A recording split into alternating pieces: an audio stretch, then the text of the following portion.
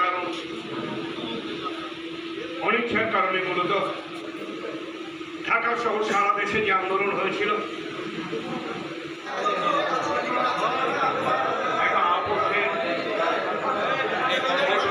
রাজপথের বীর গুলি করে আমাদের সেদিনই সেই সহযোদ্ধাদেরকে হত্যা করা হয়েছে। আমাদের একমাত্র যার বিরুদ্ধে ষড়যন্ত্রের মধ্যে মাইক আসছিল আমি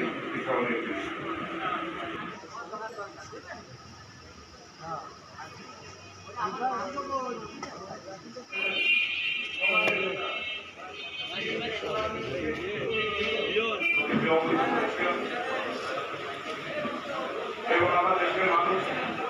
সেই স্মৃতিচারণ শুধু নয়, তার নীতি নৈতিকতা, তার আদর্শকে ধারণ করে যদি আমরা সেই ইতিহাস বর্ণনা উনি আগামী দিনে বাংলাদেশে যদি ফিরবে ইনশাআল্লাহ সেই দিন অধীনে করে ইনশাআল্লাহ সবাইকে ধন্যবাদ